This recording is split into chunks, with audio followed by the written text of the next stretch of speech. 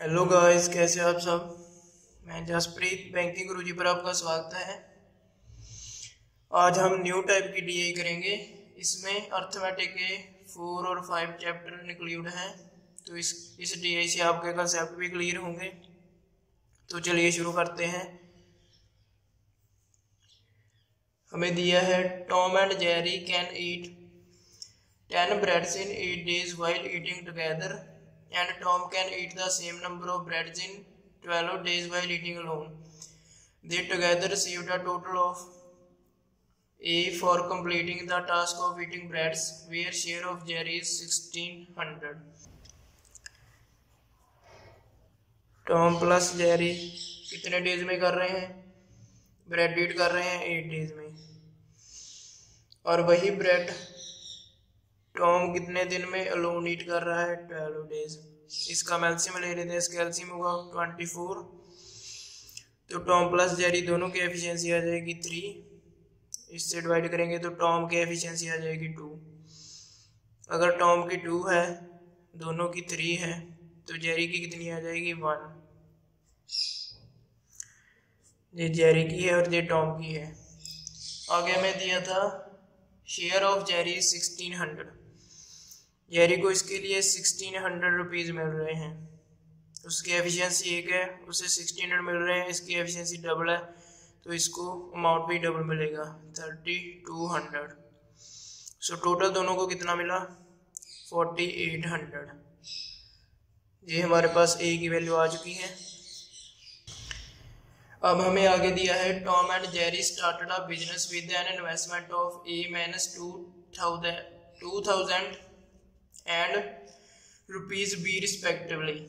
After 4 months of commencement of business, Scooby-Doo joined them with an investment equal to the amount received by Tom for eating breads.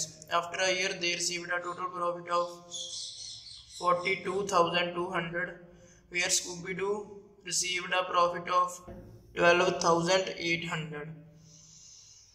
जी अब business start कर रहे हैं।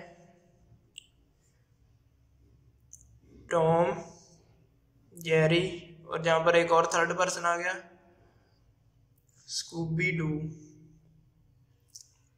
Tom ने कितना invest किया? A-2000। ए की value हमारे पास ये रही। इससे -2000 करेंगे तो 2800।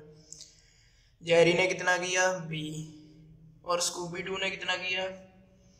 Investment equal to amount received by Tom for eating breads. Tom को कितना मिला था? 3200। अब स्कूबी डू 4 मंथ्स के बाद आया इनके और प्रॉफिट दिया है 1 ईयर के बाद। तो इसने कितने मंथ के लिए इन्वेस्टमेंट किया होगा? 8 मंथ के लिए। इन्होंने तो पूरा ईयर के लिए किया है, तो इंटू 12। इसको अब हम काट लेते हैं 2, 3 और 3। तो हमारे पास रेशो आ जाएगी 8400। इसका 3B और इसका 6400। अब हमें टोटल शेयर दिया है 42,200 और स्कूबी डू का शेयर दिया है 12,800। उसकी इन्वेस्टमेंट इतनी है, प्रॉफिट उसे इतना हुआ। इसका कितना हो रहा है? डबल हो रहा है। ऐसे भी कर सकते हो आप, या फिर 6400 इक्वल्स टू 12,800 है, तो 1 कितना होगा? 2। जब हमारे पास 2 वैल्यू आ गई तो सभी को 2 से मल्टीप्लाई होगा। तो इसका शेयर कितना होगा? 16800। इसका होगा, इसको भी डबल करेंगे 6B, और इसका तो यही हुआ है। हमारे पास टोटल प्रॉफिट कितना है? ये रहा, इन दोनों का आ गया है तो इसका निकला आएगा। इनको ऐड कर लेते हैं। 16,800 plus 6B plus 12,800 equals to 42,200। इसको जब हम ऐड करेंगे, ये हमारे पास आएगा 29,600 प्लस 6B इक्वल्स टू 42,200। ये उधर जाके माइनस हो जाएगा, ये हमारे पास आएगा 12,600। सो बी की वैल्यू आ जाएगी 2100। ये हमारे पास बी की वैल्यू आ गई, यहाँ पर हम फिल कर देते हैं 2100। और बी का प्रॉफिट कितना आया है, 6B की वैल्यू 12,600, वो यहाँ पर लिख लेते हैं।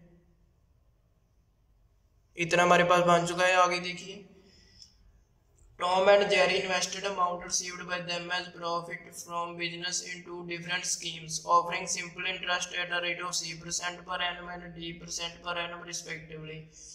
After 2 years, they received a total interest of 5,208, given C plus D equals to 18. अब जो भी उनका बिजनेस में प्रॉफिट हुआ था उसको उन्होंने स्कीम्स में इन्वेस्ट कर दिया। टॉम का प्रॉफिट कितना था, ये रहा 6,800, और जेरी का कितना था, ये रहा 12,600। टॉम ने जिस स्कीम में किया उस पे सिंपल इंटरेस्ट है C%, तो इसका इंटरेस्ट हो जाएगा C, और कितने ईयर के लिए किया, 2 के लिए, डिवाइड बाय 100। और जेरी ने किया D%, और इसने भी 2 ईयर के लिए, ये भी 100, और दोनों से जो इंटरेस्ट मिला वो कितना है 5,208। ये 2 जीरो से 2 जीरो कट जाएगा, इसको हम लिख लेते हैं 336C plus 252D equals to, ये हमारे पास। अब हमें लास्ट लाइन में दिया था C प्लस D की वैल्यू, C प्लस D की वैल्यू 18 है। तो हम किसी को भी एक ही इस इक्वेशन को एक ही वेरिएबल में कर लेते हैं, तो D की वैल्यू निकाल लेते हैं, 80 माइनस C हो जाएगी, वो हम यहाँ पर फिल कर देंगे, इस इक्वेशन से बन जाएगा जी। तो जब हम फिल करेंगे 336C प्लस 252, यहाँ पर वैल्यू फिल कर देंगे D की, और ये सेम आ जाएगा। इसको अब हम सॉल्व करेंगे, जब ये हमारे पास बनेगा 6, 3, 5, और इसको इससे करेंगे 252C इक्वल्स टू 5208। ये उधर चला जाएगा, जे इससे माइनस हो जाएगा, इसकी वैल्यू हमारे पास आएगी 84C इक्वल्स टू, ये हमारे पास आएगा 672। तो C की वैल्यू हमारे पास कितनी आएगी, इसको जब हम काटेंगे तो 8 आ जाएगी। C की वैल्यू 8 है, वो हम जहाँ पर फिल कर देंगे, तो D की वैल्यू हमारे पास कितनी आएगी 10। ये हमारे पास C और D दोनों की वैल्यू आ चुकी है। आगे हमें दिया है, at night they decided to drink lassi containing milk and water in the ratio 5:4 respectively, such that each gets 40 ml of water। जहाँ पर लस्सी है उसमें मिल्क है और वाटर है। मिल्क का रेशियो है 5, वाटर का है 4, और हमें दिया है 40 ml ऑफ वाटर। वाटर की वैल्यू दी है 40, तो फिर मिल्क कितना हो जाएगा 50 ml। ये हमारे पास एक का आ गया है, दोनों इतना इतना ही पी रहे हैं, मतलब कि टॉम ने अगर इतना पिया तो जेरी भी इतना पीगा, तो टोटल हमारे पास कितना मिल्क आया 100 ml। अब हमें आगे दिया है cost of 10 ml of milk is 5। 10 ml की कॉस्ट 5 रेट है, तो फिर 100 का कितना होगा 50। और दिया है water is available free of cost. Shopkeeper is selling lassi to earn a profit of 8% and total amount spend by Tom and Jerry on lassi 70।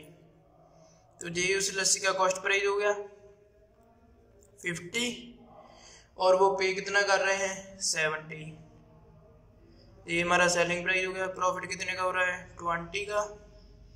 किस पर चेक करते हैं हम, कॉस्ट प्राइस पर इंटू 100। ये हमारे पास आ जाएगा 40%। ये हमारे पास ई की वैल्यू आ गई, E% उसको प्रॉफिट हुआ था।